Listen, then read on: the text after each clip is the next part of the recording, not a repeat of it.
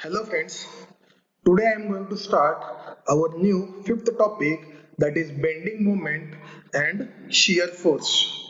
In that topic we have to study types of loads, types of beams, such points.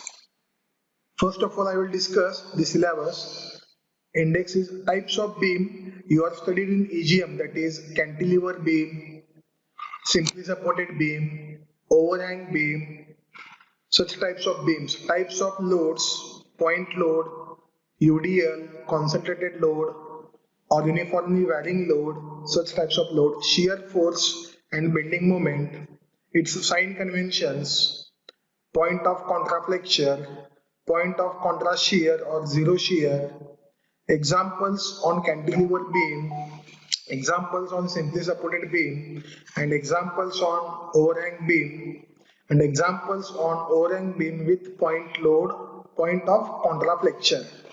Means in this topic we have to study types of beams and types of loads and effect of these loads on that beam, such as shear force, bending moment, point of contra shear, point of contraflexure. These points we have to study in this topic. First of all we study beam. तर beam म्हणजे काय actually, आता कोणताही आपण horizontal structure घेतला, it is a horizontal structural member which is normally subjected to loads. Means तुम्ही कोणताही एक हॉरिझॉन्टल बार घेतला आणि त्याच्यावर जर आपण लोड अप्लाय करत असेल तर त्याला आपण काय म्हणू शकतोय, बीम. त्याच्यावरती आपला पॉइंट लोड असेल, युडीएल असेल, युव्हीएल असेल, कोणत्याही प्रकारचा लोड आपण त्याच्यावरती घेऊ शकतो. नेक्स्ट पॉइंट आहे span of a beam. Span means distance between two support of a beam is called span of a beam. Means कोणत्याही दोन सपोर्ट मधला डिस्टन्स. आता सपोज इथं बॉटमला मी एक बीम दाखवला आहे, इथे सपोर्ट आहे, इथे एक सपोर्ट आहे. ह्या दोन सपोर्ट मधला जो काय डिस्टन्स आहे त्याला मी काय मेन्शन करणार, span of a beam. Means दोन सपोर्ट मधला जो काय डिस्टन्स असतो त्याला आपण काय मेन्शन करतोय, स्पॅन. आता जर सपोज इथे मी आणखीन एक पॉइंट लोड ऍड केला असता तर यामधला हा जो काय आला असता, स्पॅन झाला असता.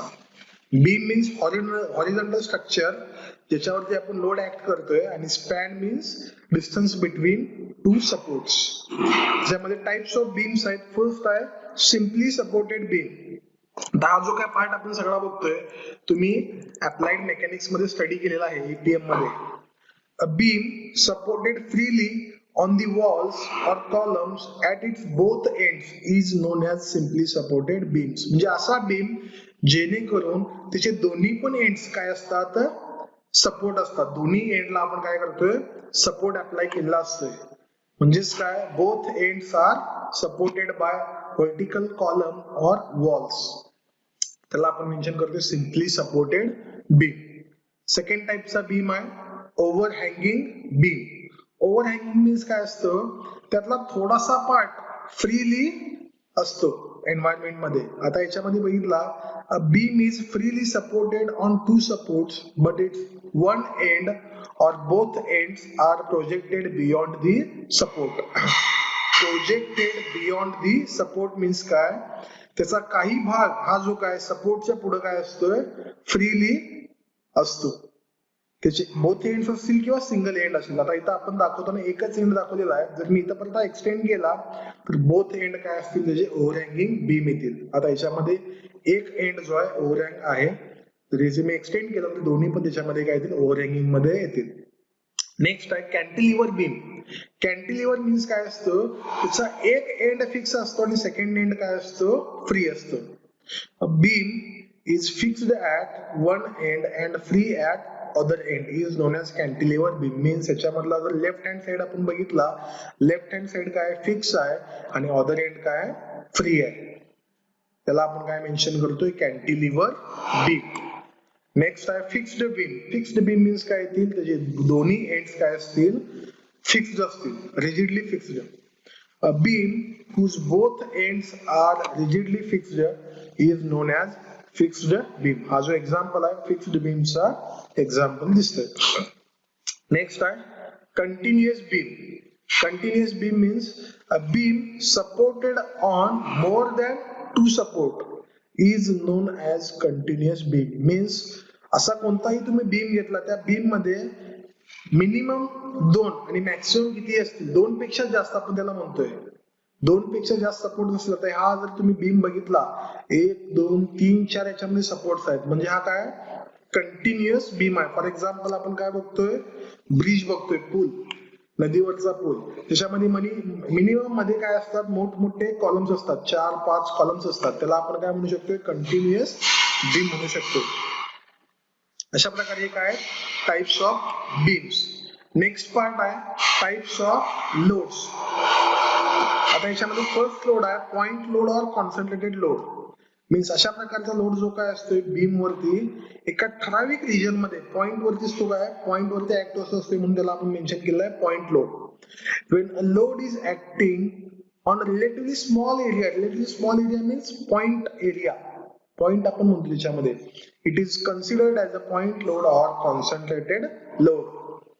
W is the point load. It is given in terms of Newton or kilonewton. Its unit of load is Newton or kilonewton, and it is denoted by capital W or small w. Next is the uniformly distributed load. Means on entire beam a load is uniformly distributed. That means ह्याच्यावरती काय असतं UDL आपण याला म्हणतोय. ह्याचा short form काय असतो UDL. A load which is spread over a beam in such a manner that each unit length of a beam is loaded to same intensity is known as uniformly distributed load. For example, आपण जो slab टाकतोय construction line वरती तो काय uniformly distributed load आहे. तो concentrated load येत नाही. त्याच्यामध्ये मग पर युनिट जी काय लोड आहे ते आपण त्याच्यामध्ये घेतो. आता याच्यावरती जो आहे W जो आहे ह्याच्यावरती पर युनिट लोड आहे. W is equal to UDL means प्रत्येक युनिट लेंथ वरती किती असणार आहे W and it is given by Newton meter or kilonewton per meter. Newton per meter or kilonewton per meter. आणि हा जो टोटल UDL आहे आपल्याला जर पॉइंट लोड मध्ये कन्वर्ट करायचा असेल तर काय करतोय हा जो W इंटू याची एंटायर लेंथ जी आहे W इंटू L करतोय. आणि कुठे ऍक्ट होत असतोय तर एक्झॅक्टली टोटल लेंथच्या सेंटरला मीन्स L/2. म्हणजे इथं कुठेतरी काय असणार आहे हा टोटल लोड याच्या सेंटरला एक्झॅक्टली ऍड होणार किती असणार तो W इंटू L आणि हा डिस्टन्स किती असणार L/2. आणि नेक्स्ट आहे uniformly varying load. Means a load which is spread over a beam in such a manner that its intensity varies uniformly on each unit is called as uniformly varying load. Means काय असतो हा जो load आहे एका point पासून दुसऱ्या point पर्यंत continuously increase होत असतो किंवा कंटिन्युअसली डिक्रीज होत असतो. आता जर मी लेफ्ट हँड साइड कडून कन्सिडर केला तर हा कंटिन्युअसली डिक्रीज होत आहे आणि राईट हँड कडे कन्सिडर केला तर तो काय लेफ्ट हँड कडे कंटिन्युअसली increasing mode मध्ये आहे. When a load is zero at one end and increases uniformly to the other end is known as triangular load. This type of a load is known as a triangular load and its intensity is calculated by its area of triangle, and its location is 2/3 from apex and 1/3 from its base. असा असतो तो आपण problem solve करायच्या वेळेस check करूया. फक्त त्याचा area ह्याचा टोटल लोड कसा कॅल्क्युलेट करायचा त्याचा नॉर्मली एरिया फाइंड आउट करायचा. एरिया कसा असतो half into base into height. ट्रायंगलचा एरिया मिळतो half into base into height. Next आहे शियर फोर्स. शियर फोर्सची आपल्याला डेफिनेशन बघायची आहे आणि तो प्रत्येक सेक्शनला कसा घ्यायचा. It is the algebraic sum of the vertical forces acting on the beam either on the left or right of the section is known as the shear force at a section. Means it is nothing but algebraic sum of all vertical forces.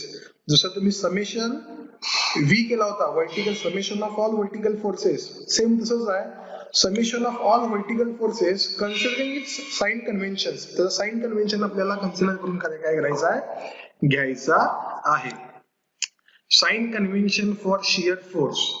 आता याच्यामध्ये बघा positive आणि negative असे आपण दोन घेतो shear force मध्ये. आता नेहमी लक्षात ठेवायचं आहे, ज्या सेक्शनला आपण शिअर फोर्स घेतोय इथं अपवर्ड डाऊनवर्ड पॉझिटिव्ह निगेटिव्ह असं साइन कन्व्हेन्शन नाही, जसं तुम्ही ईजीएम मध्ये बघितलं आहे ते थोडं विसरून जायचं.